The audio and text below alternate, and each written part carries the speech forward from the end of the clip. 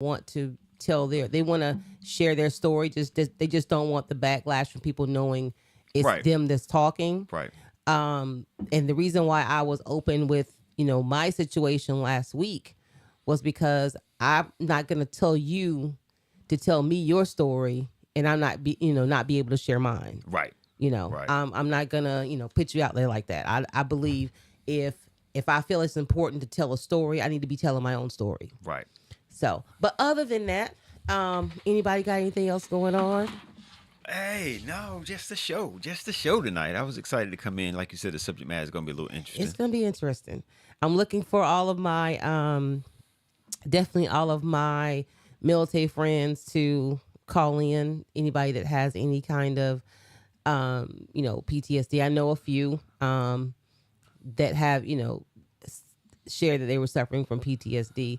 A lot of military people do suffer from PTSD. But I think the problem PTSD is that people tend to think it's so little. Yes, I'm getting too because I didn't even go to the military. I mean, They PTSD is about military experience. No, right. It's about anybody can have PTSD.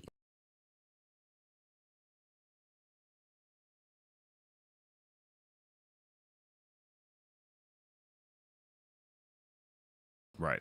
Even down to a kid. Right. So I think that's what we need to really get into tonight. But we're gonna get into it in a minute. Anybody got anything going on? I'm not even traveling right now, so I don't know what to do. Oh yeah, we about to go to Puerto Rico beginning of March. I heard. Yeah, we're going to San Juan. I'm a little disturbed. My baby's not gonna be staying with me. They're gonna be staying with their grandma. We already made arrangements, but yeah, yeah, we're going out there for about 4 days. Oh, that's gonna be all right. Good. Yeah. That's gonna be good for the wife's birthday. Okay. So yeah, 30th. So, that's a milestone. 30th birthday. Yeah. I have been with this woman since she was, really since she was 3 years old. Wow. She has been living with me the majority of those 30 years. So wow. Wow. Yeah, she was like one of my kids. Like really, like one of my kids. Right. She literally grew up with my children. So but shout out to her. Her birthday is coming up. I think and I will shout out to my two nephews. Mm-hmm. Yesterday, Valentine's Day, right? I get a text message that tells me, I need you to come to my house. I got something for you. Okay. So I get to the house and he has this flyer that he made at school that said, "Dear Ursula, I love you to pieces," and it was a heart with like confetti glued in the heart. And I posted it on Facebook, and it was from Love Jameer. I was like, "Oh, that's all right." And then Mari comes out the kitchen with a handful of candy. And he was like, "Happy Valentine's Day." I didn't make a card, but I got this for you, Auntie. Exactly. No, he was like, "Hold on, I got Auntie." I had my tear up. I was like, "Wow." It was my gift of day too. So we got it for Valentine's Day. Too much. It's the middle. We're going to probably do some weekend work schedules. Oh, yeah. That's you guys is like opposite. So, I go to the house. She going in to work. So, we're going to figure something out.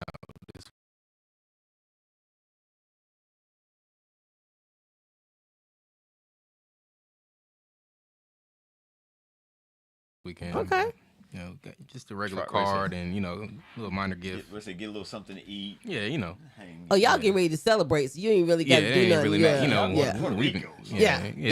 the gift. Really, that's the gift right there. Pre-gaming for that right now. We ain't doing too much right now. Anyway, it's save mode, because we're going to enjoy ourselves out there for sure. And shout out to Angelica, who just got a promotion. Oh, yeah. Me too. She told me you got one right before she got one. We both on supervisor level now. Okay. She's congratulations. I'm a supervisor. Yeah, I'm a supervisor at my landscaping company. It's been a long time. Been in the field 7 years. So. Okay. Wow. Yeah, finally. That's somebody a good thing. Understands my worth as much as me. Exactly. And I think that's what everybody looks for at their job, which is why people tend to bounce around a lot. With different jobs because you give these people years, right? And they don't see your value, And then at one time you're like, do I just keep going because I got longevity, or do I take a chance and start over for somebody who's going to see me, right? And see my worth. So that's a whole nother subject in itself. I'm saying that's a whole nother segue, right? We could get into that. That's a whole nother subject. Definitely, because you got to think about it. If you work at some place and you got 10 or 15 people, everybody think they worth. Right. Being supervised. Right. Mm-hmm. And some are working hard at it, but everybody can't be supervised. Right. So you're gonna have to figure out something else. Some people might have the longevity to be a supervisor, Right. but not have the character to be a supervisor Right. or the ability, Right. the skill level to be a supervisor. Right. So that but I'm proud of both of y'all for Definitely leveling up appreciate for that, real. yeah. And Mr. Great way to Houston, start the 30s. right? Great way to start the 30th. Great way. Yeah, See- work. And you? What you talking about? I miss something. I fly out because she's like, and those always go. Like I said, a week or so, I always get some counties. Well, of course, I went get something a little bit bigger, a little bit nicer. Of course, she appreciated it. Definitely Of course, appreciated it. So. of course. And I saw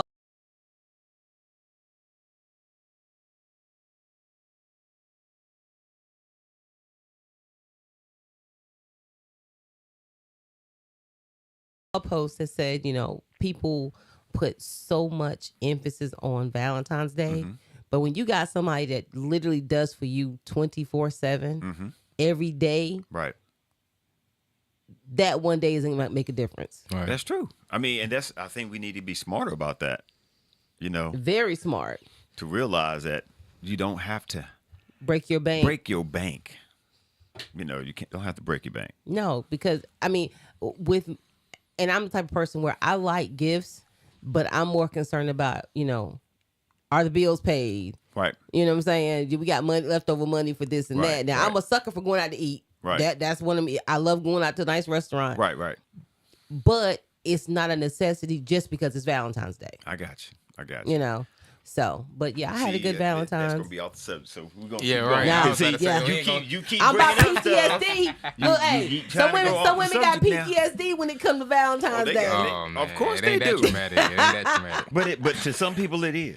And that's I the have- crazy part about it, though. I've seen the videos. Have you seen the videos since I've Valentine's seen the Day? videos since before Valentine's. How Like, people are freaking you out. serious? I don't have a man. I don't have anybody give me flowers. What's going on? These men are sorry these days. I'm like, somebody's One sorry girl- because they ain't giving you something. One girl got, I think she got some roses. It wasn't a dozen. She got roses, and I think she got some candy. Okay. That was not enough. She didn't like that. Hey, where's my? I'm sure you didn't. We ain't gonna trip. We ain't going to eat. And I'm like, you are disgraceful. But you know maybe what? at the point, maybe you caught him in between paydays. He's like, oh well, he could have planned it out. True.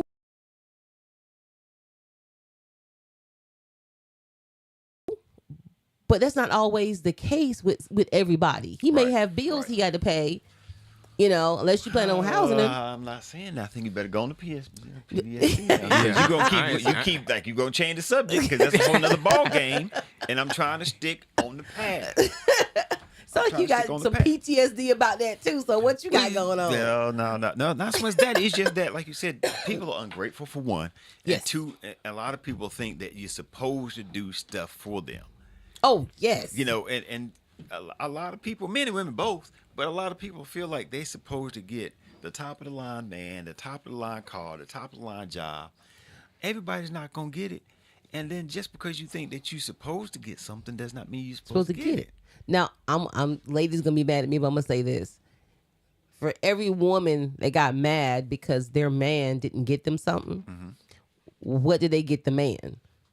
Because women tend to think that Valentine's is about them getting something. Right. That they're not supposed to, reciprocate, let me take you out. Let me thank you for loving me. Let me show you how much I love you. They don't do that no more. No. It's Valentine's Day is strictly about the woman in a lot of cases.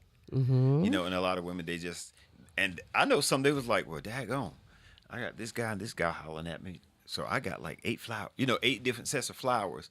They used to. I'm not doing it now. If your main woman, I'm not going to send you some flowers. I need to know about. right? So, Anyway, we digress. I'm just glad that I'm blessed that I've never been materialistic. So, but anyway, another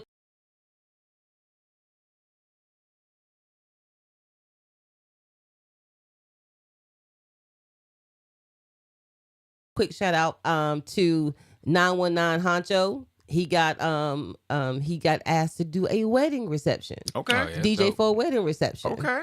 And he's also put his name in the pot to DJ at a huge event on AT&T campus. Okay.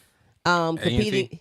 Competing against another DJ. Oh, wow. Okay. So he's waiting to see if he gets selected. You know, a lot of people been, you know, they was putting his name out there on the blog and you know making comments about Because him. he still So, goes there, right? Yeah. Yeah. And he's like, he said, so they was like, well, okay, let me see what this kid got. So Right. check out old boy, you know. Okay. And so we're waiting. Hopefully he gets to compete in this competition. So, Yeah, that'd be you know, major. yeah, he's making a little name for himself That's, now. that's all. That's how you So start. I'm That's how you proud start, of him. right. Proud of That's you, how you Jacob. start. Exactly. Put the work Everybody in. can't start up here. And he Right. literally Nah. got his equipment, started doing lessons, and then he's you know he'll go on and he'll practice on live on Facebook and ask people opinions and you know just building up his brand. And I you know I'm proud of it. Definitely I'm the proud of perfect him. age to start too. You know, he's Oh, still yeah. young, so Because I you mean, know. because I know some guys that started at that same age. Right, Yeah. right, And I know one that's a DJ in Atlanta.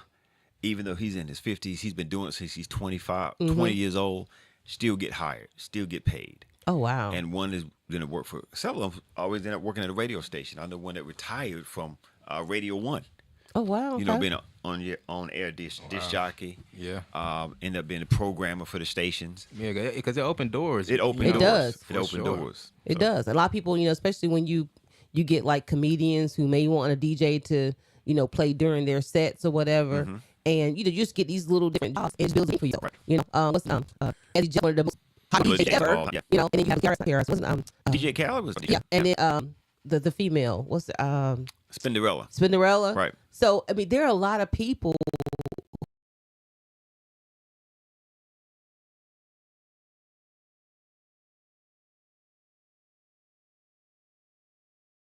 who their brand is nothing. They know for nothing but being a DJ. Right. Right. So shout out to him. And also Jamia, the only freshman on the varsity softball team. Okay. So shout out to her. Congratulations, Jamia. That's all right.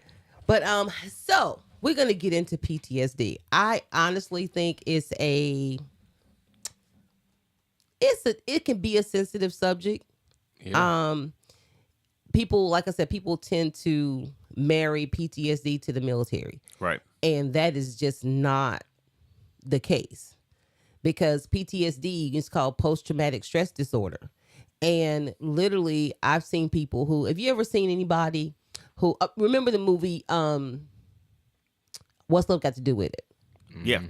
Yeah. So remember when Tina finally fought back against Ike in the limo? yeah. And they get into the hotel and she sneaks away while he's asleep. Right. And she's in the hallway. I mean, in the lobby, and somebody calls her name and she just startled and she just starts running. It's a simple, you know, but it's like that was her PTSD. Right. You know, Right. she just knew that he's He's gonna find. he's her. gonna find catch her. up with her. Right. You know, women who are being battered have PTSD. Right. When, you know, my husband used to tell me he would walk by. Now, there's a difference between blocking somebody from, you know, hitting you, Right. or right. cowering because you know somebody's going to beat you. Right. And if you raise your hand at somebody and you see them cower with their hand over the other, you can tell that something happened Right. where these people have, you know, been traumatized. Right. Right. Kids live in the cities who hear nothing but gunfire, and you drop a plate.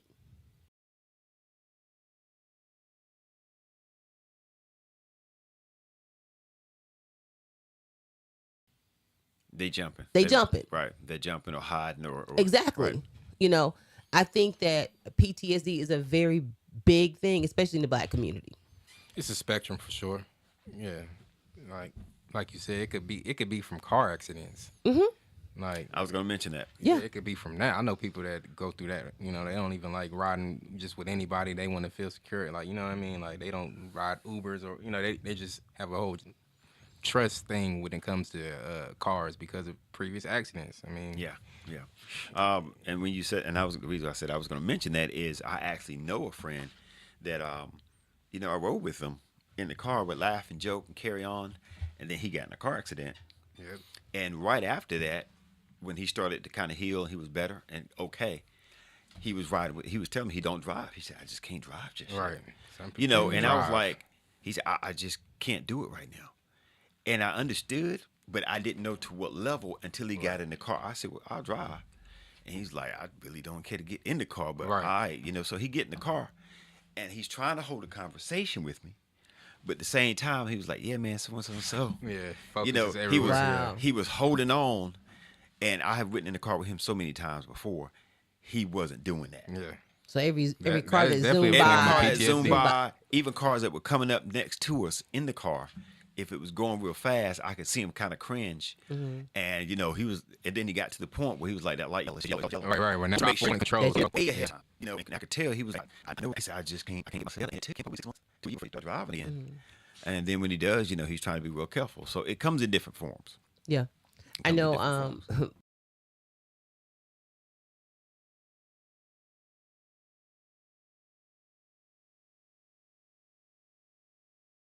we joke with my dad. We tell him, because we like to travel a lot, and he don't like to fly. Right, right. Once he left Vietnam, he's like he was done. He Yeah, done. yeah. And so he does it at least once, maybe twice a year, depending on what's happening when we go on vacation. But his thing is, I'm not driving. I can't drive the plane, so I feel better on the ground where I can. He literally made us drive from North Carolina to California once Woo. because he didn't want to drive. I mean, he didn't want to fly. Now, I might have to knock Dad out. I don't mean no harm. You know how they used to do that with Mr. T? I don't know if y'all remember. We used to tell him, Look, we're gonna give that's him before his That's age. before Yeah, me, Mr. before T. you, I before know his who he age. is. I know about the A But, team and all that. but if I you ever ain't- watch the A Team, whenever they got ready to go fly to go do a job, they would always have to trick Mr. T into giving him something to drink that would knock him shot out. or something. Or a shot to knock him out, And so what, he could what was travel. what was the guy that used to fly the helicopters? The crazy one? Yeah, crazy one. And he would fly so crazy. Maniac or something like that. I can't think of his name, but he would drive so crazy, and then Mr. T one time woke up while they were flying. Yeah. Yeah. So that's what we used to tell my dad. I said, we're gonna knock you out like we did Mr. T. We're gonna give you something to drink. Next thing you know, you're gonna Right. end up in California. Right. But yeah, we literally drove all the way there and all the way back. Right. And this was right after 9/11, so we weren't trying to fly anyway. But Right. And you got to think, now that you said that, you got to think about it. A lot of people that was involved with 9/11 probably end up with Oh, PTSD. for sure. Yeah. For You know, sure. because you got to think about if you- Firefighters, all of that. firefighters, whoever was sitting in the cafe down the street from it, Right. and they see it, they looking at because I saw some video of some people looking at it. yeah. I was like, oh my God, that bitch, oh my gosh, telling them. And they all said, they blocked it out. Yeah. It could talk to that, I know you have a hard Oh, time yeah, with that. definitely. So, how about with that? With the I think it was Whoopi Goldberg, found out something about her.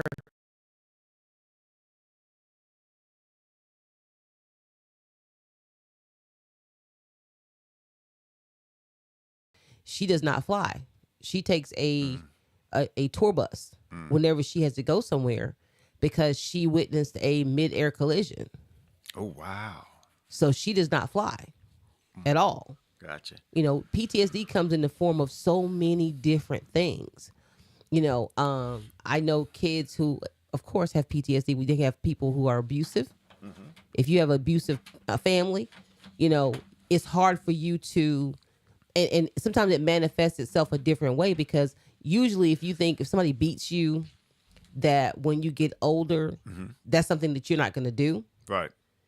But sometimes it could be the total opposite. Right. You tend to take on the characteristics of the people that abused you. Right. A same thing with molestation. Kids that were molested sometimes more than others end up molesting others. So when you talk about PTSD, a lot of people don't even get help for it, and they don't know they have it because it's not something that people think regular people get. Right. They think it's a war thing, which is not. And I'm gonna have to research that because I'm wondering if it had, like you said, it's always been around, but we really didn't use the term until after certain. I don't know if it was Iraq or whatever, but that term. Yeah, I'm not really sure became, when it became Yeah, prevalent. it really It became real became right popular. after Desert Storm. Like after Desert Storm, guys were coming back, but they probably had it before, like with the Korean. They didn't know War what they or know what to whatever. do with it. They just probably say they used the term. Oh yeah, man, he done Crazy. went over there in that war. He done came back crazy. Crazy. Mm-hmm. But it was PTSD. PTSD. But we don't talk like that in our community about stuff. We're trying to find good help. Two, let's keep it back then. They didn't have help. Or some people, because sometimes you get the help, they get and get the benefits No. that everyone else got. And I some think cases. that's one of the biggest issues I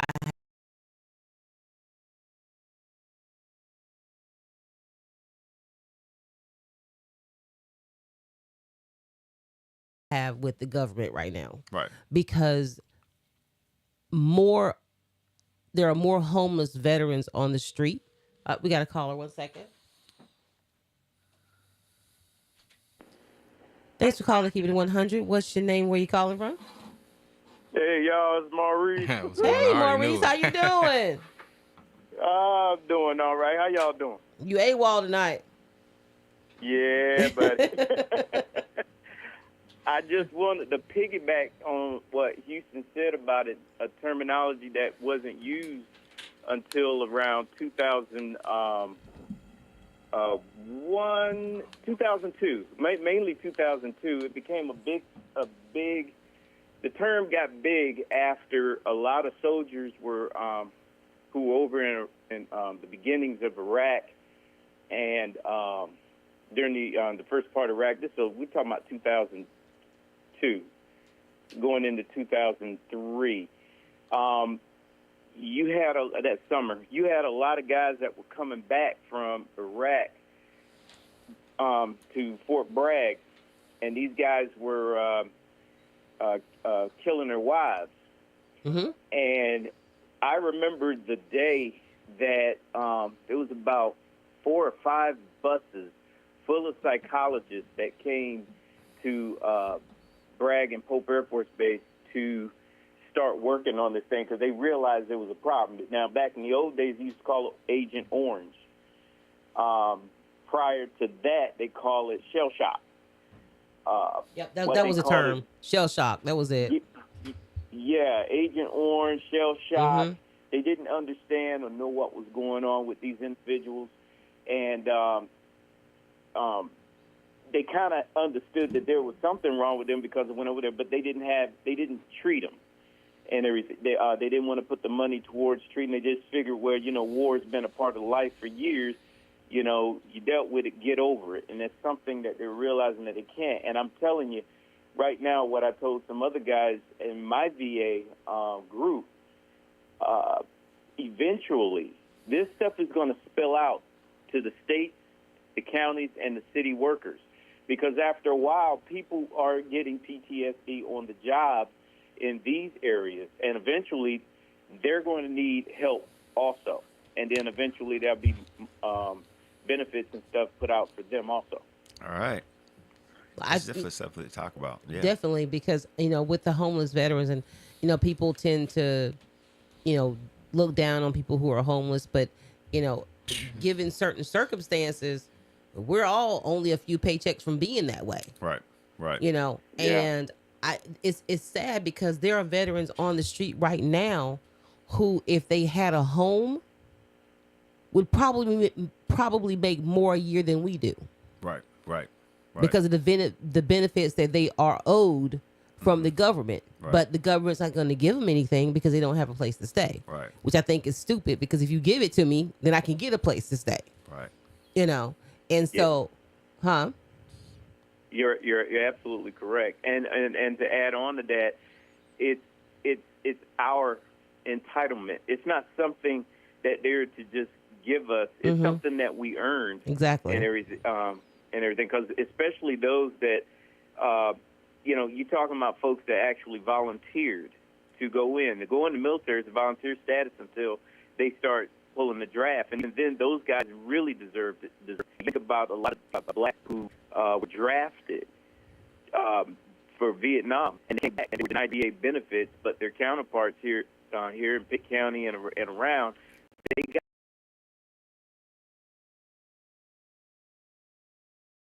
their VA benefits. Right. They were living a good quality of life. My dad did not get his VA. My dad got out the war in '68, and he didn't get his VA benefits until 2021. Wow. Well, That's crazy. They don't. That's 53 years. Yeah, they do not let people know about benefits. Right. That what you're owed. And like with my dad, he didn't know anything about it. And so when I found out about it, I did his paperwork. Mm-hmm. And when you do it and you do it right, they had to pay him all the way back to Vietnam. Right. Because these people, that's the money he's owed. Right. You owe him that. Yep. You know, That's from right. what he saw and what he went through, you owe him that money. Right. You know, and people don't understand it. Even if it's been 53 years. Right. If you have your documentation, if you have your, military paperwork, they have to go back and back pay you. Mm-hmm. And people don't understand this. I wish people would help the veterans on the street because they wouldn't be there. Now, Right. some people are on the street because they want to be there. Right. I get that. You know, that's neither here nor there. But the people who are literally wanting to get off the street, they have, especially if they're veterans, they have the means to do so. They just can't. They can't connect the dots. Basically, they can't get the home in order to get the address needed for the military to give them their money. Exactly. So Rome took care of their soldiers. They gave them land and gave them gold. There was that they found, that they pilfered from whatever, where they would keep that. But here it was case and everything for everybody. Some people wasn't given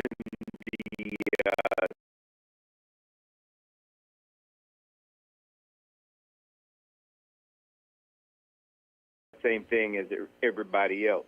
But as long as you stick with it and you push it, because if you did 4 years in the military, you're going to get post-traumatic stress after the first. If you make it through the first 8 weeks of basic 6 or 8 weeks of basic training, he ain't lied about that. you know what I'm saying? Yeah, You're gonna get PTSD because if you grew up in a home where you weren't yelled at 24 hours, 7 days a week, and you were being awakened, just like that, with lights coming on and someone throwing a trash can down the side of your bed, waking, scaring you. You don't know, and everything. You don't have that. But for people like me and Ursula, we were in J. Roxy in high school, so we had a couple of we had sergeants and one officer, Colonel Ransom and all them, that would, yell at us and get us prepared for what to expect when we went through basic training. It's just the other stuff when we got out of basic training, go into your technical school or your actual job, dealing with people from other parts of the state. That was where things got wicked. Yeah, that's where the dynamics changed greatly. And you had people, and basically we had people who tried to commit suicide in basic training. Oh, I believe it. I believe it. Yeah. And sure. Everything is not for everybody. Everybody. It's right. not. Right. Yeah. It's not. And like I tell everybody, the funniest thing that happened to me in basic was he was yelling and had the brim hats, and he was poking this girl in her forehead with the hat, and he was screaming and she was crying. And I don't know what came over me, but it was funny. Oh Lord. And I chuckled, and he heard me, and he, how those little short drill sergeants are. He came and got in my face, and he got the cussing. I know it. But it's like laughing in church. If you're not supposed to laugh, it's gonna be funnier. Right. And the more he the more you tried yelled, to hold it. the more I tried to, and it was just not working. Oh, you think you're funny, girl? You think you're funny? Exactly. Oh, you still got that smoke on your face? And I told him, he's like, and I honestly, if you, I just want to say, See, if you can't cuss like my dad, you can't faze me.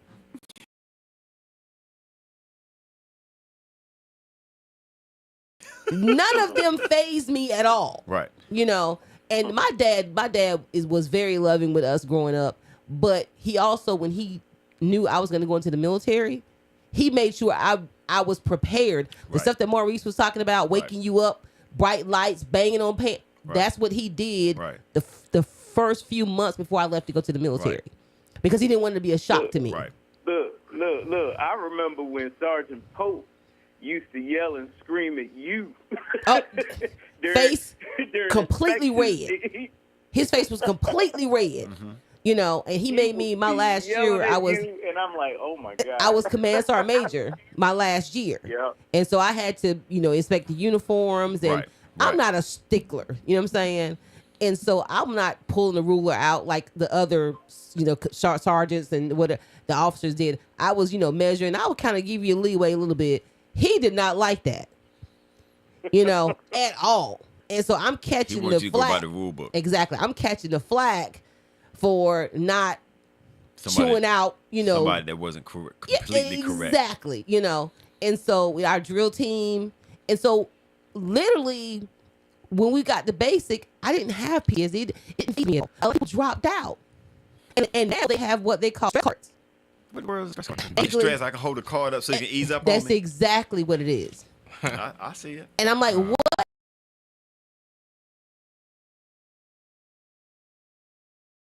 What level of military are you that I would want to be in war with you? Because you can't hold a stress card up in war. Right. I was gonna say that. Now you overseas and on the enemy line, you're like, hold on, wait, just hold on, sir. Hold on. It's like Exactly. a white flag.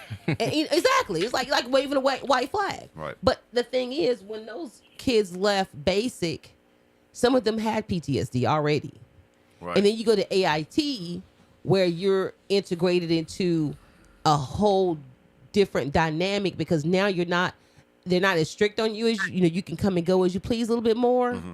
And then you have these people where people start developing relationships, and you're now on a base where you have sergeants, commanders, officers, all these higher ranking people who see these young people come in circles all the time. So then you have these people who are predators. And I saw them, luckily I didn't have to deal with them when I was in AIT, but I saw them. They were predators. They literally watched who was coming in to the next school session. Okay. And these girls fell for it. Gotcha. Then some of them, would have relationships. Some of them had got raped, and people don't realize those things go on in the United States military. Now, fast forward to people who got deployed, and some people that's just PTSD. Right. Look at somebody that's never left the country. Exactly. And now you're going overseas to hold a gun and to be working, I guess, all hours of the night. I wasn't in the military, so I'm just assuming. Yeah, you got it right on the head. Yeah, that you got to be out certain hours of the night, handling certain things, and you really can't trust anybody outside of your military. Yeah. So I can imagine. And if you on, especially overseas, if you're at a base overseas, you have literally people guarding the gate. Right. And if you have any kind of ammunition bunker or something, you have to guard that. And ours was on a base where ours was like maybe a mile and a half back up behind the woods. And we're back there by ourselves. It's like 3 of us in the woods, by at dark, all 24 hours in a day. So I mean, people don't understand what that does to your mind. Right. And then after that, if like during our time frame, we went to wars, like the first war that you talking about 1989 for those who had to go to Panama, and then 1990 for Desert Storm. And then you on to the latter parts after 9/11. I mean, it was always something going on. And if you're, like you said before, if you've been around areas where there were explosions or shots being fired, you know what? You could as a kid, you could sit around and play little boys or even girls. You play little war games or whatever the case may be. When you're in the thick of it, man, your whole perspective changes. Yeah, big time. It's nothing like what the smell, the noise, the stuff that it does to you. It stays with you for the rest of your life.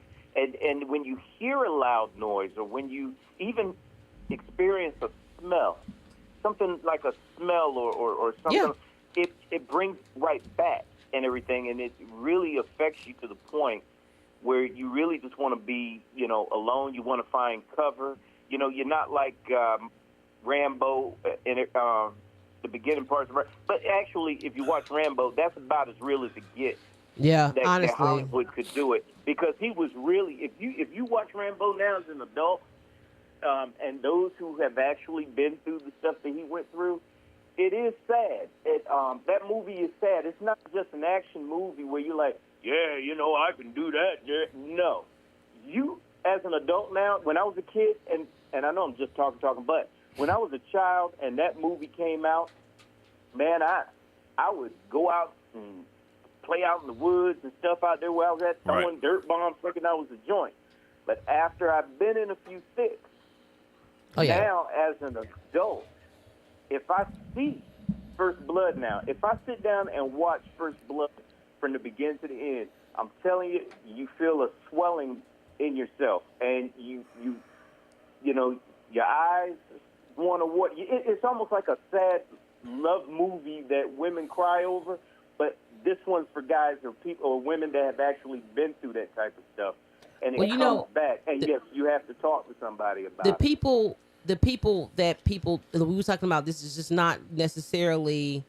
I'll get it from you in a minute. The number. The number. People to call in. I'm sorry. So we're gonna give the number real quick: 919-899-9305. If you have something you want to share concerning PTSD, something that might have happened to you, especially if you were in the military, give us a call: 919-899-9305. But when you talk about PTSD outside of military people, you know, people don't consider the fact that I think wives and husbands that stay home, children have PTSD. Now, let me tell you, and I say that because, and I know it's heartwarming when we see those videos where the people come home and the kids are crying uncontrollably because their parent came home. That's a form of PTSD, because that child literally every day sits there and doesn't know if their mom or dad is coming back home. Right. And then they come home and they have this wonderful, glorious reunion, and after a couple of months, they're gone again. Yeah. And you have women and men that are back here that have to literally take care of everything by themselves. Everything. And then this person comes home, they get a break for a second, but then they wait for those orders to come, for that person to come home and say, hey, I gotta leave. And then we're not talking about going away for a week. Took my parent away for a year almost. A year. Yeah, the majority of the time it's a year. Yeah. And I think, you know, that does, to me, gives children PTSD. It kind of gives them a form of abandonment. You know, and then if you notice that after a while, it doesn't affect them anymore. Right. Because they've conditioned themselves to not want to care or not want to be emotional. Yeah, they're going to be leaving again. They still hurt about it, but they don't want to, you know, express those feelings anymore. Yeah, well, I think they get conditioned to it. Terrible on a marriage. You're desensitized. Yeah, they get conditioned to it. So I can see what you're saying. It's probably on the spectrum of PTSD. Yeah, of some sort. To an extent. Yeah. But a lot of kids, you know, that's just a way of life. Yeah. They travel because you really don't get a chance to live anywhere. No. You know, because I've heard kids say that. It's talking about I never really get close to the people that I go to school with because I might be just here for a year. Yeah, I had a friend just like that. He was born in Hawaii, but he was all over the place. He said all over America. He's like, I don't really get used to it. And even right now, I think he's in like Virginia right now or something like that. Like he just always said, like I never get used to having friends because I'm all over the place. I'm all over the place. I didn't understand it. You know, I don't have anybody in my family in the military, so back then I was like, well, why? You know what I mean? But now that I'm older, I understand. People who haven't experienced it think, wow, you get to be, you get to go to all these different places. And but what we do is me, all of us, we enjoy the roots that we have because we have friends that we see all the time, family members. Like if Jabari and Angelica was to move to a different state, like I don't know what I would do because one, I can't see them, but now I can't even see my nephews. Right. You know. And so I think these kids, like you say, they get desensitized. Yeah, they just and it does. It messes with them mentally. Right. But now I think it doesn't just stop there. It goes even further when you get this parent, with the mother or father comes back from war, now it has become the marriage. And then if the marriage breaks up, now that's more trauma for the kid. Yeah. There's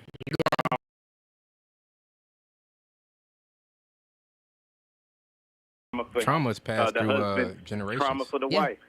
Yeah. Yeah. So I will tell that's a anybody, big thing. and I mean, I know love is love, but if you cannot love a military person unconditionally, then it may not be a marriage for you. Thank you. Yeah, Because that's true. it I can see comes that. with so much Thank you. baggage, and it may be fun because you're a wife and you're able to go on base and shop and you traveling and all this other stuff, but there's so much more that comes with being a spouse of anybody in the military, and you don't understand that until you're already in it. And a Yeah. lot of women can't handle it. A lot of women, especially in Germany, during Desert Storm, when majority of the men left to go to Desert Storm, the clubs that used to be 15, 20 Yes. guys to one girl, Tell it. it Tell was it. now 50 women to one man. Yes.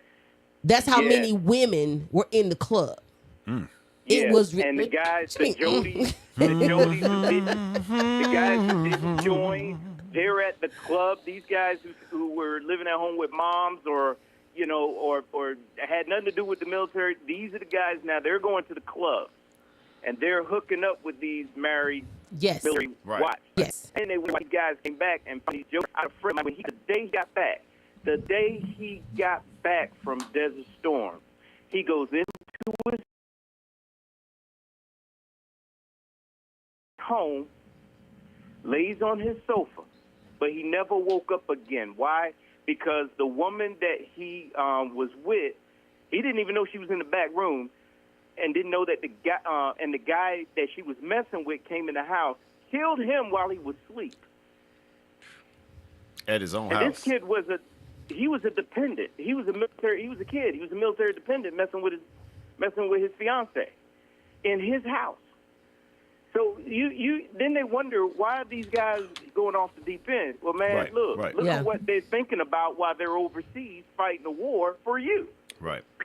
And women have, and I'm going to say women have this messed up mentality when they're in the military and their men are gone for such an extended period of time.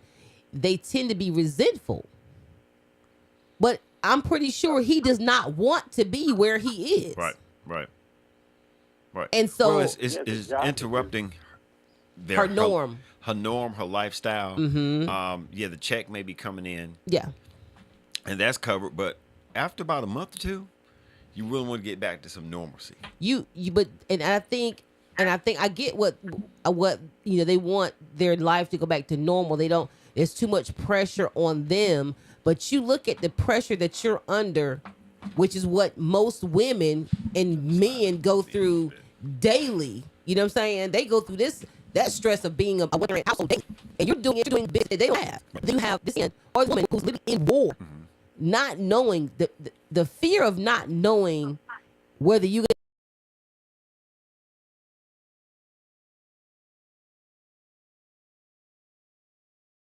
gonna make it to tomorrow. Right. That takes a toll on you. Right. That's unmatched. You can't match that. Yeah. Yeah. Yeah. What I think about, Maurice equated it to Rambo. I wasn't in the military, but a military movie, kinda. Dead Presidents. That's what I get an example from. When Lorenz Tate went yeah. over there, and then Yeah. he came back home, and it's like you can't turn it off. Exactly. You know what I mean? It's like, Yeah. at that point, I done killed so many people, man. I doesn't- got to do something, and I'm not getting no money from the government that I went over there to fight for. Oh, nah. Right. Something Right. got to give. And then you get to the breaking point. That's the thing. Best thing I can equate it to is like, Yeah, that's a perfect example. But then you don't. Crazy. The military literally. And I'm talking about from when we were in. Okay. yeah, 'cause that was Vietnam War. He was in the Vietnam yeah, War. They send you into these situations. Now, thank God I never went to war. I was rear support, you know what I'm saying? And we heard the stories. But you talking about sending these kids, Right. because they're anywhere between, 18 to 25. 25 is still a kid. And you send them to war and they see all these ungodly things, Right. or have to do things that they never thought they would have to do in their lifetime. You bring them home, and once they get out, you drop them and you leave them. Yeah. Right. Yeah. And you don't give them any kind of support. And they wonder why come the VA is so backlogged right now. Right. It's because they're trying to catch up of all the things that they've done to these kids that never got help. Right. And some of them aren't even seeking help. Imagine if everybody sought help. Right. So, but like, Yeah. and just, I mean, let's get the military out of the way for a minute. Women who are in a relationship, men in a relationship, you get PTSD. Right. You know, people think, well, what she say? What she, you know, you don't know if you don't have anything, and that person's your sole support.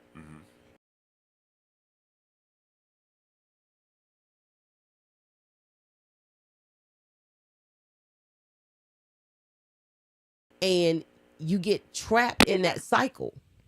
Oop, what happened? His phone probably got disconnected. But you talking about you get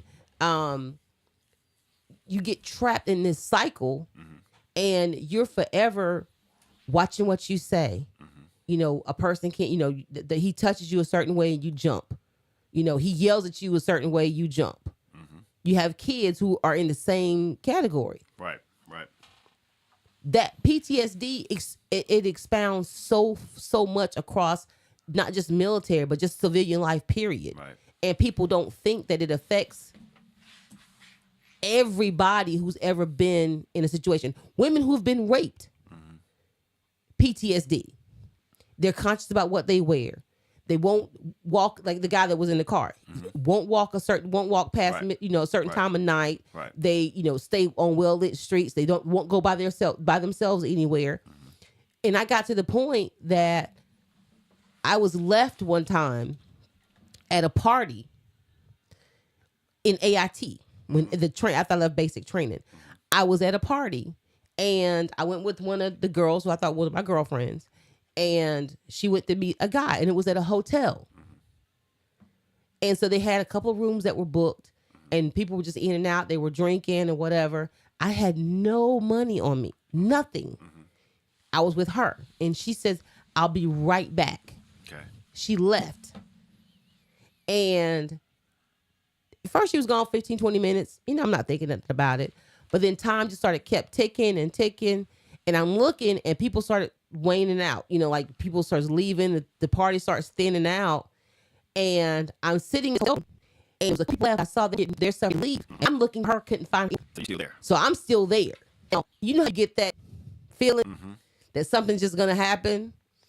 Well, there was a couple girls that were still there.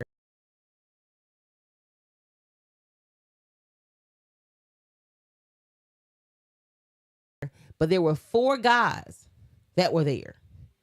And these girls were getting their stuff to leave. I didn't know them, and I had no way to get back to the base.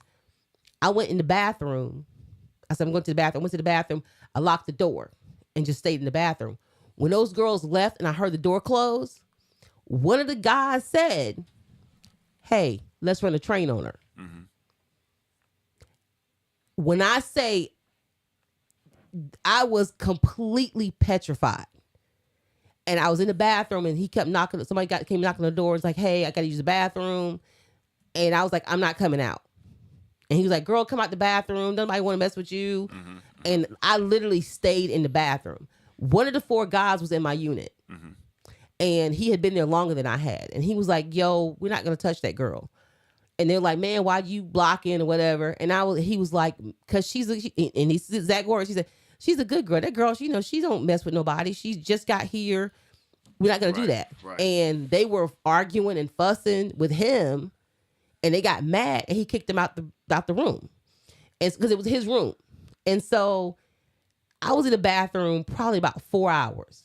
And he came out on the door. He's like, "Hey, they're gone. You don't have to worry about it. I'll take you back to the base in the morning. Nobody's going to mess with you." And he said, "You can come out." I said, "I'm not coming out the bathroom, period."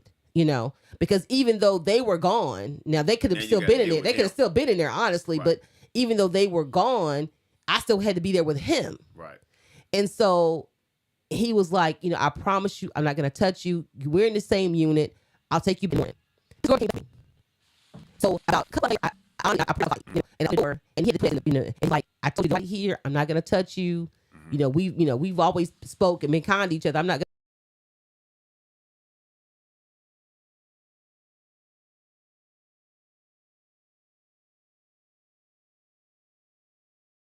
gonna mess with you. Right, right. And literally, I laid on the bed. He went to sleep. I laid on the bed and finally fell asleep.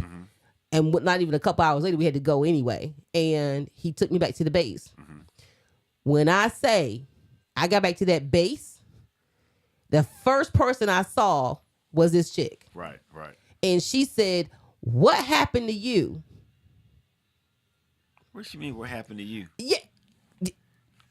Houston, I've never been in, I have, the only time I've ever hit anybody in the military, Right, well, a military person, was that day. right. I punched her dead in her mouth because you left me, and from that day forward, I did not like to be alone with anybody. Right, right. If it was more than one guy around me, I got petrified, and I was always looking to make sure I was not the only person there. Right. And from that day forward, I have never went anywhere without money. I get it. Never. I get it. Circumstances will cause you to do things differently. Of course. When you get in a situation that you like, oh no, I'm not letting Never this happen again. no more. Yeah, I get it. But it, like I said, and I think bad as it was, it helped me realize that I needed to put parameters in place to make sure I was never, in that situation again. Right, right. And like we talked about last week with James would coming home and he'd put his hand on my shoulder, and he's done it 1,000 times. But every once in a while he'll do it in a certain way, and it was like It'll trigger something. Trigger completely. Right. And I go completely cold. Right. And after a while he realized what it was, so he back up. And I'm trying to play it off. Are you good? And I'm like, yeah, I'm good. But it went on for so long.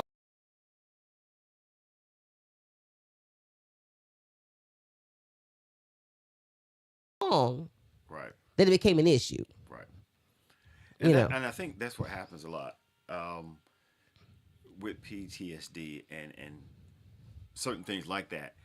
If we let it go on so long, trying to deal with it ourselves, it only spreads. Yeah. From my understanding of it.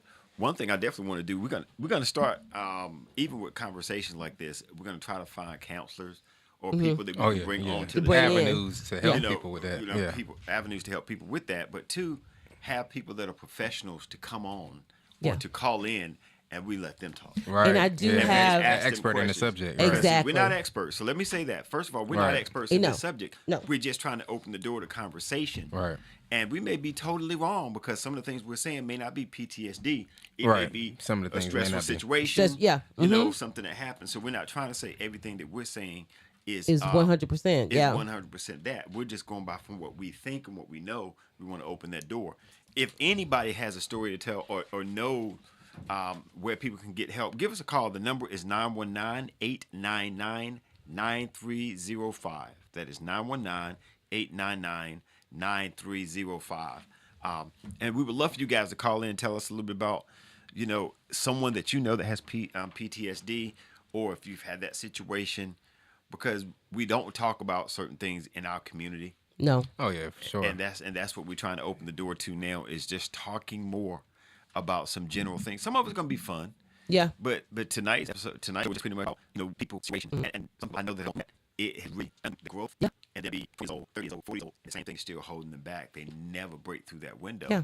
Because of whatever they've seen or whatever stressor that they had.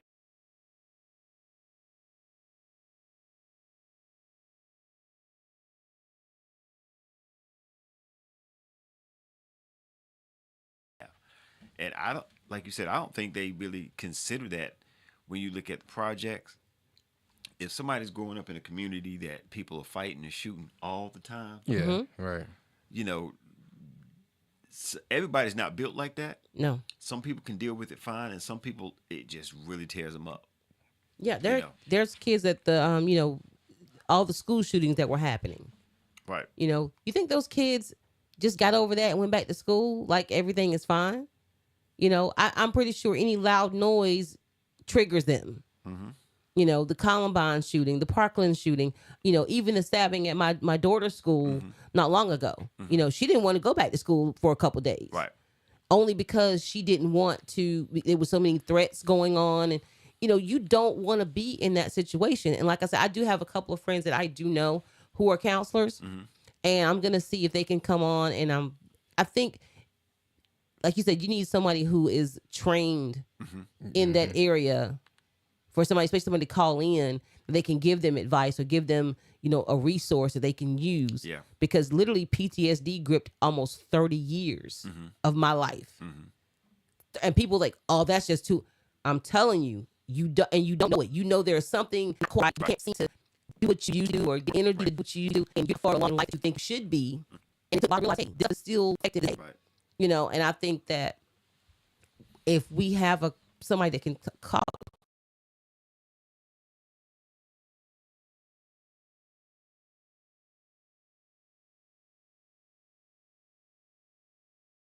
talk to children or, you know, wives or husbands who've been in abusive situations, because the men do get abused too. Right. You know, and they have the resources. I don't want you to tell your story and not be able to have somebody that can help you Right. process it. Right. Right.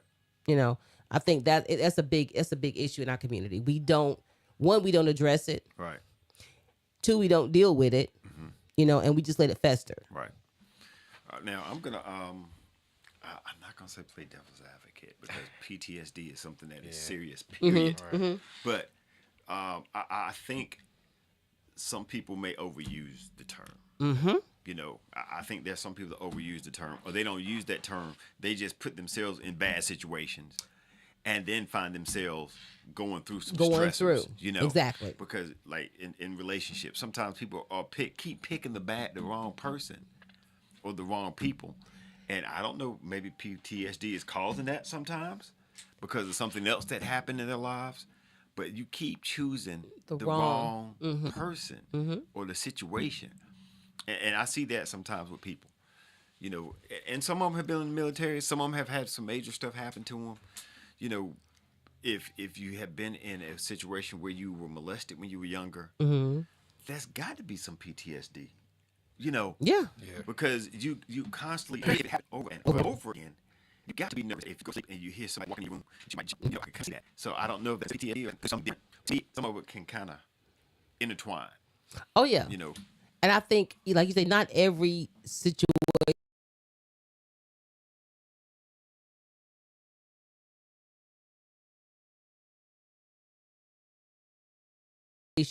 not every situation is PTSD. right, A lot of it just just be stressed out about something. right, PTSD is continuous. It doesn't get better because you having a good day, right, you know, or it don't go away because like Jabari, you know, he got a promotion. You know, him worrying about bills was a stressor, not PTSD. right. Yeah, that's just anxiety. Yeah. Exactly. And that's something, you know. That's why it's like people kind of get on the fence about, you know, topics like that. It's like, it is kind of a gray area, but it's not, because when you think about PTSD, it's kind of like the most traumatic you could think of. Like even like witnessing shootings and stuff like that in your neighborhood. I see somebody calling them. Probably Maurice going back. Thanks all. Keep it 100. This is Ursula. Who am I talking to? Hi, Ursula. It's Michelle. How are you? Hi, Michelle. How you doing? This I is am one of great. our I hope you future. This are. is one of our future guests coming on, Houston. No doubt. Cool. No doubt. Yes, No so doubt. we're waiting for her. She's very busy, so she has a lot of things going on. So she told me she's gonna clear her calendar. Okay. And we're gonna have her on the show. Sounds great. Sounds great. But Looking go forward ahead, to it. Michelle. Absolutely. So, PTSD, post-traumatic stress disorder. If something happened and it was stressful to you, and you're dealing with the aftermath of it, that's PTSD. And it doesn't matter what that traumatic situation is. That's PTSD. As a sexual abuse survivor, oh my God, I've lived with it my entire life and didn't know it had a name. I believe Wow. it. I believe it. It does, and it's very real. I unfortunately don't have a list of resources right now. I do know here in Greenville that the Real Crisis Center is one that I had been personally involved with at one point. But if you are going through it, I think that we, especially as Black people, we worry that people are going to think we're in counseling. We need help. We do need help. Yeah. Right. All of us need help. There's something that all of us is dealing with or have dealt with that causes us stress or that causes us trauma. And it is so important that we get that help, that we seek that help. It's time out for worrying about labels. Right. And we need to get mentally healthy, and that is big. A lot of people don't want to admit that they're not mentally healthy. But I don't know of a person that is completely mentally healthy because we've all gone through something. Right. Yes. Right. So we need to remove the stigma of counseling and therapy and really reach out and not only address our issues, but seek to heal from these things. Very true. You know. Very Now, true. Michelle, I got a question. Do you think that with the Black community, the reason why we don't seek counseling or seek, any kind of help is because we were always taught to keep our business, don't tell what's going on in my house? Yes, I hate that phrase. What happens in my house stays in this house. I hate that because that means there's something going on in your house that you know is not right, and you don't want other people to know that it's going on, or more importantly, that you approve of it. Right. I hate Right. that phrase. And I Okay. think it really came back from the, back in the day, that was just the thing. What goes on here stays here. Yeah. And I look at our grandparents and their parents, and, we are so into the sweep it under the rug mentality. I challenge people. When I first got on Facebook, and I didn't know what I was doing, I'm still not Facebook savvy, and I got up there to promote my book. And this is not a promotional. Yes, go ahead. Go ahead and plug your book. Better promote your book. Go ahead and plug your book right now before you finish. Plug your book. So, but, I wrote Still Standing. It's a little bit about my sexual abuse experience. So I got on Facebook as Still Standing because I was trying to promote sexual abuse awareness. And my first thing was I challenged people to sweep stuff under the rug. Literally. If you grab a combo from McDonald's, take the bag and put it up under a rug in the kitchen. If you cook, put the pots and pans up under a rug in the kitchen. If you, you change your clothes, put them up under the rug in the kitchen. A lot of things are going to happen. If you put food up under this, it's going to draw bugs. It's unsightly. You may trip over and fall and hit your head on something. The smell. It stinks. Yep. It causes when we more sweep issues. stuff up under the rug, all of that happens to us mentally. Right. But we have been so in tune with our grandparents. You don't tell that. We don't tell our business. I had a lady tell me one time, don't write that book. That's nobody's business. It's over now. It's water under the bridge. What? Under whose bridge? Right. Wow. Right. You don't want people to know, but whose bridge is it water under? Because I still live with it every day. Right. Made some good and bad decisions as a result, but I still live with this. Right. Right. And when people say, well, no, we just need to be silent. I was always taught that silence was a keeper of peace. Whose peace is it keeping? Right. Besides the person. Right. Exactly. Right. Oh, we're trying to keep the people that are causing the trauma. Is that really what we're supposed to be doing? No. Right. If we're not going to tell, anybody that caused the trauma to us, then that just leaves them open to cause trauma to somebody else. To Right. somebody else. Right. And we are subconsciously giving them permission to keep it going. Exactly.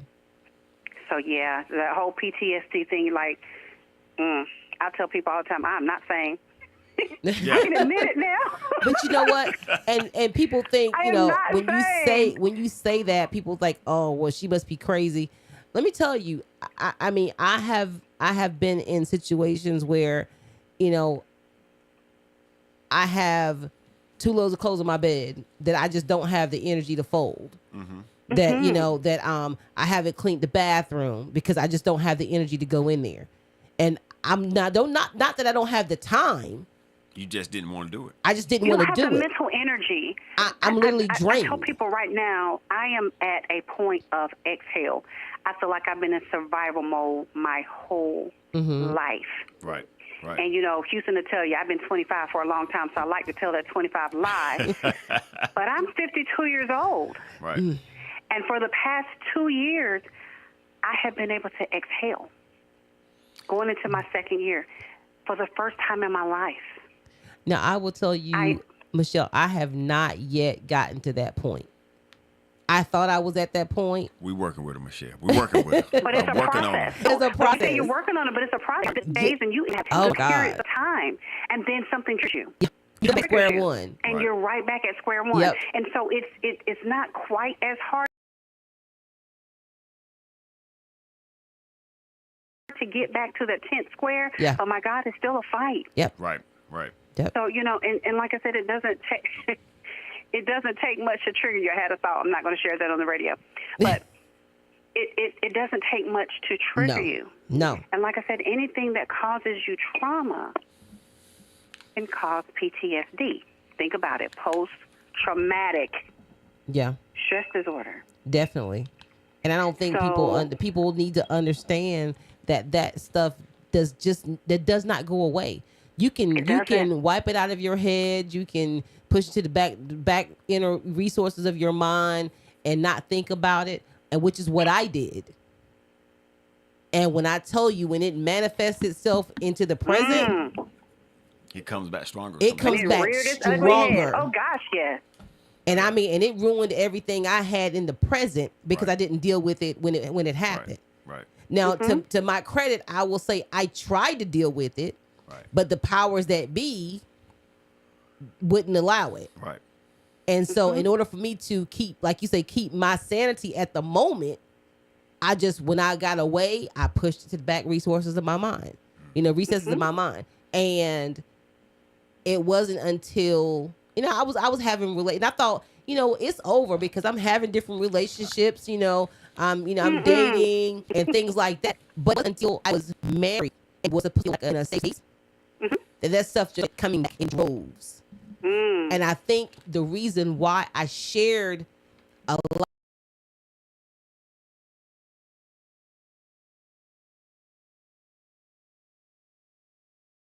lot of what happened to me with my husband at the time, and when you start sharing that stuff, it just opens up that door. Right. And It then does. It's like a floodgate. after you share it, then not only you don't just share it and forget about it. Now you're starting to think back on everything that happened. You start remembering stuff that you have forgotten about, Yes. and the floodgates come open. Right.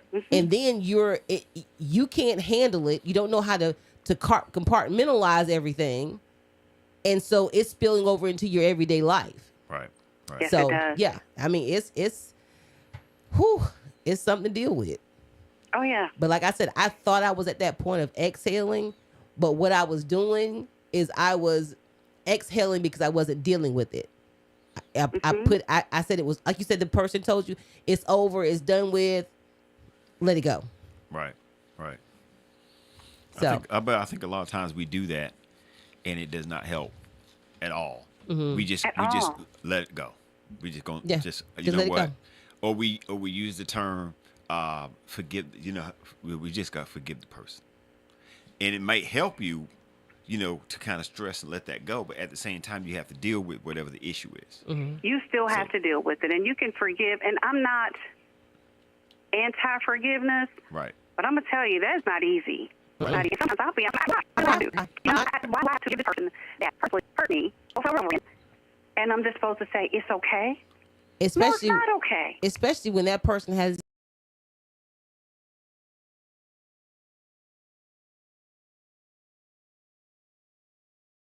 even asked you for forgiveness.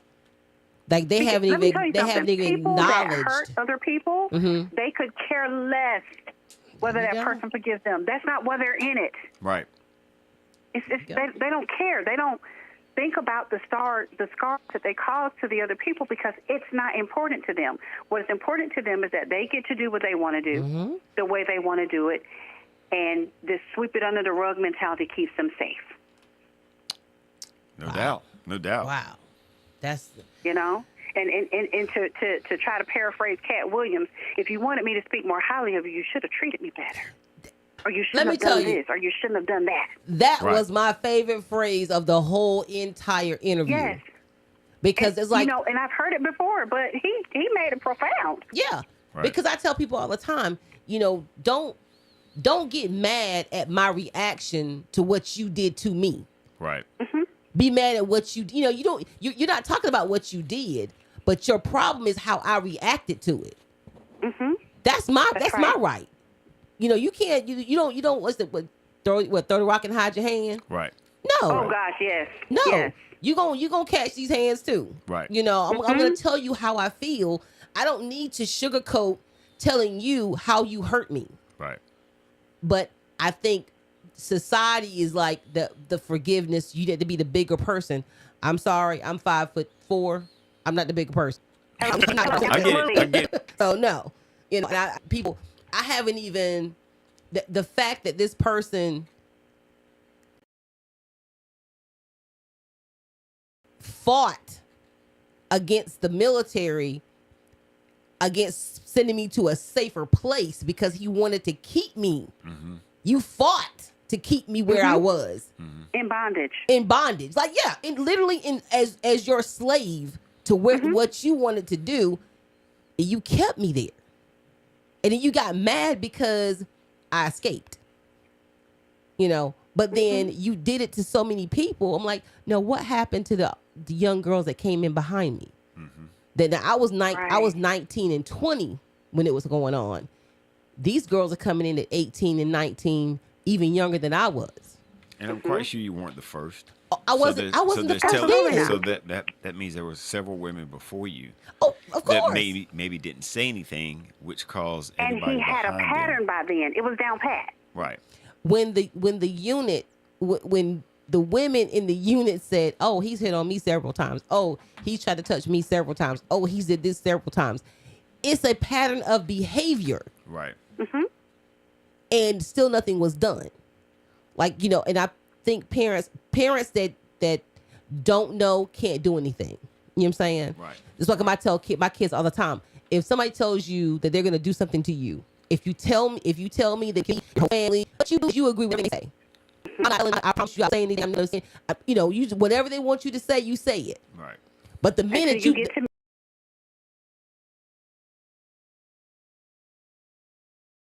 the minute you lock eye contact with me, even if you're in the same room with this person, you tell me exactly what it is. Right. Mm-hmm. Because he or her needs to be in fear for their life, not you. Right. Right. Right. But they scare these kids into submission. And fear is a big factor of that. Yeah. Especially for children. And especially when it's a person of authority. Mm-hmm. They misuse that authority. They invoke that fear. And then it's just like hell in a handbasket from there. Yeah. And they say stuff like, well, this person's old, they can't hurt anybody. I don't care. Your age does not give you a pass on hurting anybody. Right. Mm-hmm. Right. And you know what? You're talking about age and things. When I was going through my court proceedings, North Carolina had a statute of limitations on sexual abuse crimes of 7 years. I want you to know that has been lifted. North Carolina no longer has a statute of limitations for sexual abuse crimes. It could have happened 20 years ago. You open your mouth. I don't care if that joker is 75 years old and can't walk straight. You go tell somebody. Right. Right. Because now, even if the person may not get prosecuted because of the time frame, if there's no real evidence, but at least you told someone. Yeah, and you tried to do your and part. everybody knows. Right. Yes. And those that didn't know now know. If this person is a guidance counselor, okay, you don't need to be in that job anymore. Right. Right. I know. I want them to be able to prove it because sometimes people yes, accused of something they didn't do. But at the time, if it happens, so that's what the course and time goes against them. The person gets away with if you're doing that, you should be charged. Right. Yeah. Right. Definitely. And like.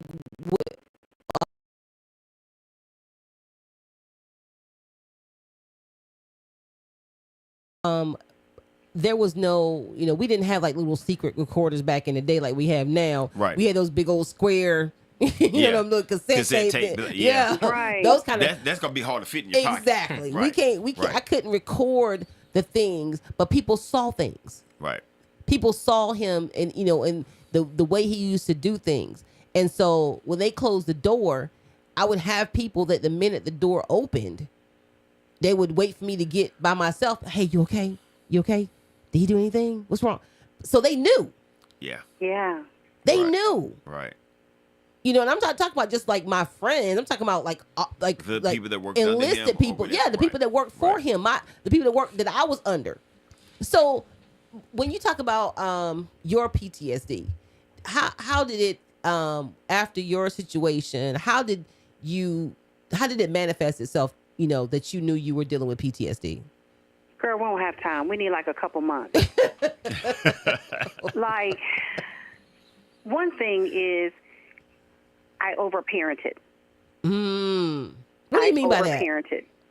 What I mean by that is I didn't let my daughter go everywhere that other kids went. I was, Houston, I'm going to bring back a memory to you. So my baby was with Houston one day, and she cut herself on a fence or something, and I was flipping. And he was like, Shell, we handled it. Okay, I'm ready to go get my baby. I'm in the emergency room. I don't know what's going to happen. She might get, plain poisoning. She might, And I think you named every possibility in the world. Mange. Right. And she has a little scar from it now. Right. But basically, she cut herself on a fence. She didn't die. She didn't have any bacteria, But, honey, I cleaned that thing. I was, like, all over it. I overparented. There were only certain people that I let keep my child. Right. And that's amazing. I no, you can't go here. You can't do that. But, Mommy, such and such, I don't care. Or I need to know who's going to be there. I need to know the parents. I need to know the kids. I need to know who their family. I overparented as a result of trying to protect my child. I didn't see it that way, though, but I see what you're saying. Well, I don't even know if you knew about my childhood at that point, but no, I didn't. That's just one example. Right. I definitely overparented. So you just opened up a lot of stuff for me. I didn't even realize that was a symptom of it, but I overparent my kids. Like my daughter, I have her on the the Life 360, so that she's in school. And one day she went outside the parameter, like she went to the softball field, right? And it said Jamia has left school. I like to panic, and I'm like, I'm calling the school, and I call her cell phone, she won't answering. I got up and went to the school. She was at the softball field, right? But it was outside of what the school radius, and I'm like, when she leaves, I call her every 30, 40 minutes. Hey, you good? Hey, you good? I did not realize that was you overparented. a thing. I really do. Absolutely. My daughter is 25. I want to know if she's like, and she'll do Uber sometimes. Okay, you need to call me. You need to call me. If it's 2 o'clock in the morning, call me and say, Mommy, I'm in out. She's home. I'm here to the baby. Now, what's your baby? Never. Now, I mean, don't get me Never. wrong. They're always going to be your baby, but your baby grown now.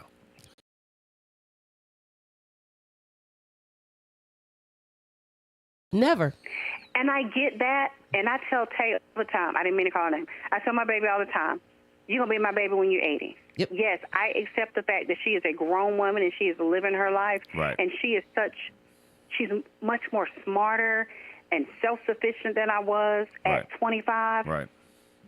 But as a mother, I still worry. Well, I look. can tell you one night about October, I literally had a nightmare that something had happened to my baby. Mm-hmm. The dream was stupid as everything. I dreamed she got trampled by buffalo, if that makes any sense. It didn't. I think I had a little bit too much Was it a wine white tonight. buffalo or black? What? Right, because now you can ready to go to your grandmama and figure out what the number is, right? But no, exactly. I literally dreamed that a buffalo trampled my child, and I woke up screaming her name. Wow. How unlikely is it that she's going to be in a field of buffalo? Exactly. But I woke up literally screaming her name. I get it. And I called her. And I think it was like 5 in the morning. I called her. Well, now, Shell, I'll Because tell I don't you. know if that's a sign that, something is going on. I need to hear your voice. Yep. I get it. I tell, people don't understand. And I think, like, I do overparent. I want to know where my kids are. I call my son. He's 20. He's in Greensboro. and I'll get a notification that he got an Uber, and I'll call him, and he won't answer the phone. I'm like, and I'll send a text message like, if you don't answer the phone, I'm coming to Greensboro. And he like, Somebody Mom, help her. Somebody help her. he said, Mom, I'm at a party. I'm like, oh, well, you need to let me know. You know, I'm like, I'm figuring. And my dad, my mom, I leave the house and go home. They'll give me about. I want to know when you get in the house. About an hour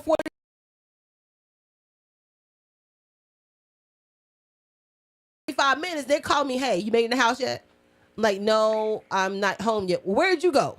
Because you should have been home by now. Right. You know, Yes. but so you're always going to be their kid. Well, that means you got it from them. And I get it. I get But it. you know, my dad does the same thing. I live 10 minutes from him. When I leave his house, he'll say, "Call me when you get in the house." Don't let me make a call on my way home or get a call when I get in the house. I gotta call you back. I gotta call my daddy. Because if I don't, he's calling. So you're not in the house yet? Oh, Daddy, I'm sorry, I was on the phone. That's you need good to say parenting. something. That's not over parenting. That's just good parenting. And Because I get that, you but got I some can kids admit that that their I parents don't care what they're overparented. doing. There you go. You know, so to me, that's not over parenting. I mean, I get what you're saying. It can be a little bit too much on certain things, but it's okay. I'd rather for you to call them a little too much than not call at all. There's too many kids coming up Absolutely. missing. Yeah. You know, Yeah. trafficking. And I'm glad you mentioned that. Please, we're going to jot that down in our notes to talk about that because I'm starting to find out how many thousands of kids go missing every year. To me, if that's the case, that's a whole nother subject. We need a channel. that's a whole nother subject. We need a channel that every time a child go missing, I mean, if I just happen to want to go to that channel, I want to be able to see every time somebody's missing because then we have to do something about it because it's way too much. But we keep don't. calling Tay. And where is she? And we'll talk about that. I need to check Okay. on her more. Yeah, call me. Yep. Text me, and I'll give you her number. Yep. She would love to hear from you. Go ahead. No Go doubt. ahead and tell us the name of your book, Shell. So the name of my book is Still Standing. Still standing. And Okay. where can Yes. we get it at? It's on Amazon. Okay. I do have a few copies on hand, but it is on Amazon. Or you could just go put it in the search engine thing by Hero. Right. And it is a spoonful of childhood sexual abuse. Got it. I got it. And we will have that on hand, especially when you come to the show. So definitely, once you finish clearing your counter,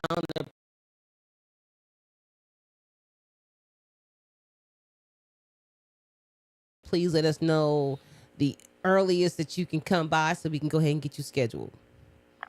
Okay. Okay, we have quite a few people. I have another friend of mine, Shonda. She used to be Shonda Roundtree's now. Yep. Shonda Shanae.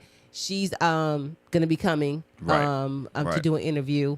I also have a friend of mine, Adia Dozer. She's gonna be coming. I actually got her book the other day, called To Be a Wife. I think the name of it, and she's gonna be coming in. So we have three amazing women with amazing stories to tell. So we're going coming to set on. that up soon. We're Yes, going to go ahead we and set that definitely- up. Find a definitely. location to do it. Exactly. Okay. But Shell, thank you so much for calling in, honey. We really appreciate it, and we look so forward to you telling your story and sharing with us your nuggets of truth and helping Absolutely. somebody I'm else looking forward to it overcome. myself.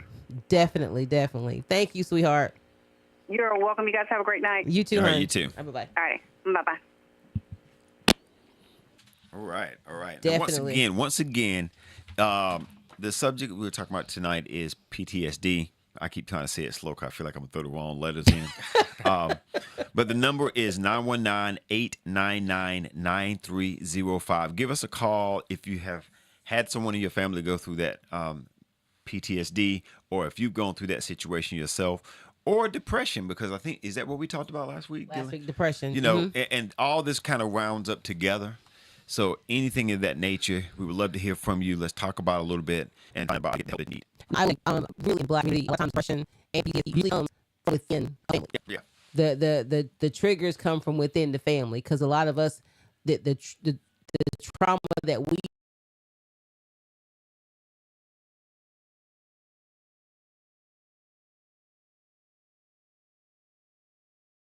went through, a lot of it came from when we were smaller. Right. Because and like we talk about parenting, now most parents are kind of strict on kids. Like my daughter, she's not one of the girls that can just walk around the streets all day long and hang out in the neighborhood and things like that. If she's with a couple of her friends, Right. 4 or 5 of them, they're walking, fine. But they know they can't go off of our street, out of our neighborhood. They're like, they want to go to the school up the street. I'm like, no, the school's up the street, back over this way and it's secluded where you can't even see back over there. Right. So no, you're not going over there because somebody come up out of the woods. What you gonna do? Right. And I'm like, I don't want to, was it like to overparent?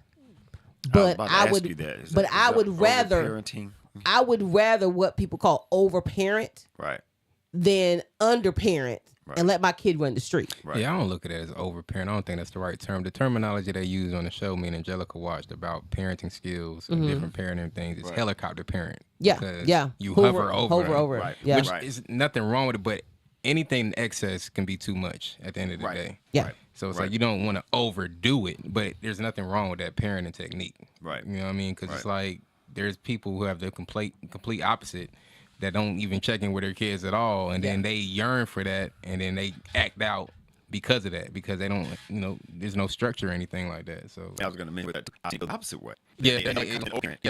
So when they do that, and college. I've seen college where the mom and dad have them like this, mom, me, all this stuff, and hold it.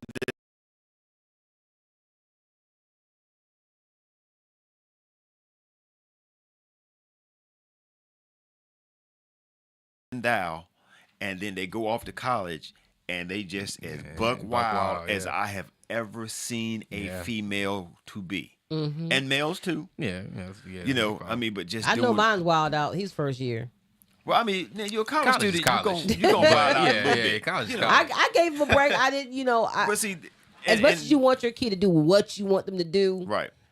I know that what he's doing pales in comparison to what I was doing at 18, 19, and 20. Well, see, that means he got Germany. it naturally. Yeah, he got it honest. He got it honestly. Because if you were out there cutting up, being silly, up, he gonna do it. So I was like, but at the same time, I was so far away from my parents that they didn't hear about it. There was no social media. They couldn't pull up my profile and see me at the club. Right.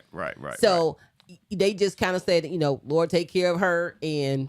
But you had some prayers going up for you. Honey, let me tell you, people don't believe. I pray for my kids every single morning. Right. When we get ready, before my daughter leaves the house, before my son leaves to go wherever he's going. Right. Because you never know. Right. And I think they like I'm definitely a helicopter parent. I promise you. My kid is 20 with his own place. It is in a job. And I'm like, hey, you got food? You need some money? Now we're gonna say this. Now with men, with young boys,